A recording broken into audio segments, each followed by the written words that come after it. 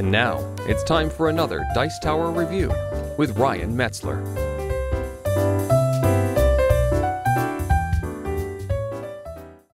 So everybody knows by now Alien Frontiers, the die rolling and placing game which allows you to earn victory points by colonizing a planet.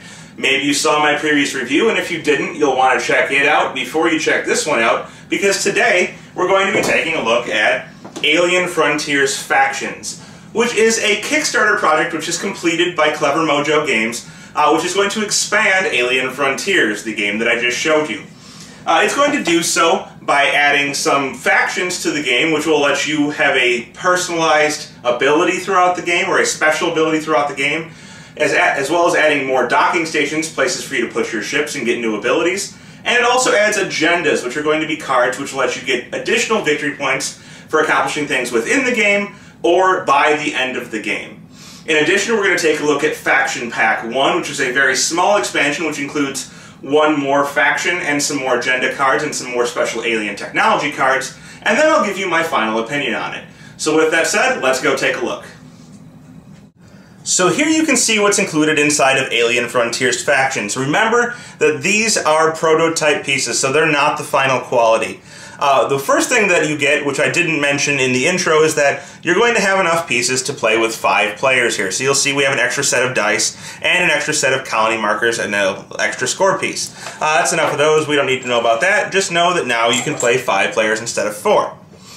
Now, the major upgrades in this are going to be the additional or the new agenda cards and the new faction boards. You're also going to get some new alien technologies. For example, pay 2 fuel to receive 1 ore, and discard this card to receive 3 ore. But just know there's more of the same type of cards that get added into the deck to give it a little bit more variety.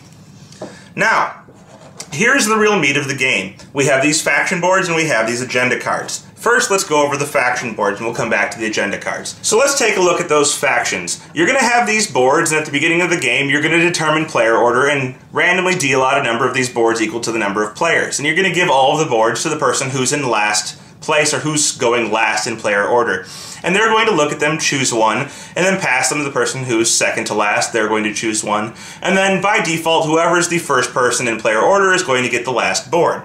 And these boards are going to do 2 things. They're going to give you a personal ability that only you get throughout the game, and then they're going to give you a spot where other players can place, pay you a fuel, and get a special ability of their own. So essentially it adds more stations that people can play on throughout the game.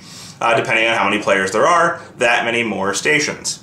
So let's take a look at the scavenger fleet here. Whoever drafts this card at the beginning of the game is going to be able to, anytime they get a new die, say for example from the shipyard by playing their pair, or from the Burroughs Desert by recruiting that die, anytime they get it, they're going to be able to roll it immediately and use it that turn. A pretty nice benefit. Any other player can place a die here and pay 1 fuel to the owner of the scavenger fleet, and when they go to the shipyard, they can pay any 2 dice instead of a pair of dice in order to get their new ships. Or we have, for example, the Corex conglomeration, which says that every turn the person who owns it is going to get 1 fuel plus 1 fuel for each area they control. And somebody can place a die here and pay the owner 1 fuel, and if they pay 2 fuel, they can get 1 ore for every area they control. And there's a bunch of these boards, so this one is going to change how you can play on the Raiders Outpost, and it's going to let you steal more if you place a die there. Or this one here, whenever anybody uses the terraforming station, the goods that are used go to the player who owns this card. And you can pay a fuel to the owner, and whenever you terraform, you have to have already placed on the terraforming station, you're going to roll the die at the end of the turn. If you roll a 1, 2, or a 3, you're going to send the ship back to the stock as usual, so you're going to lose your die. But if you roll a 4, 5, or a 6, you're actually going to put it into the maintenance bay, and you'll get to keep your ship. So this one's awfully powerful. And I'm not going to go over the rest, but you'll see that there are several of those included in the game. There's 8 of them in the Alien Frontiers Factions expansion.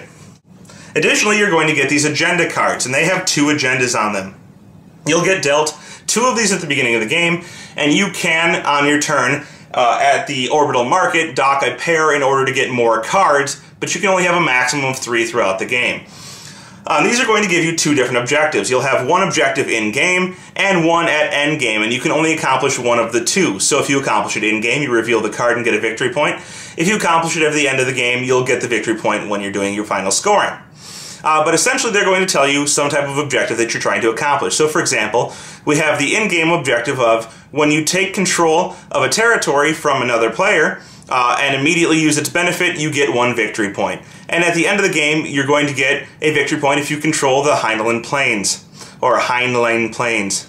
And all of these different agenda cards are going to have different ones. So for example, this one, whenever you gain 12 or more fuel in a single turn, you can get a victory point. Or if you control a territory with 3 force fields on it at the end of the game, you can get a victory point. So there's different types of ways to score victory points in this new set using these cards. Now finally, Alien Frontiers Faction Pack 1 includes one more faction, and includes some other agenda cards and other alien technology, but more importantly, it contains what is called the Rev. Now, right now, the Rev is represented by this little plastic token that says Rev, but I'm sure there'll be a fancier spaceship in the final version, and what this is something that you can move throughout the board using this technology.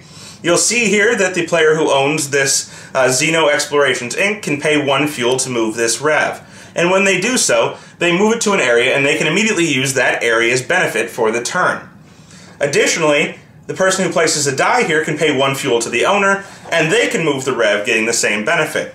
Now, note that you could actually place your own die here, you don't have to pay the fuel, and you could move the Rev twice, essentially getting 2 different benefits on the same turn, perhaps for areas you don't control. That's all there is to these different expansions.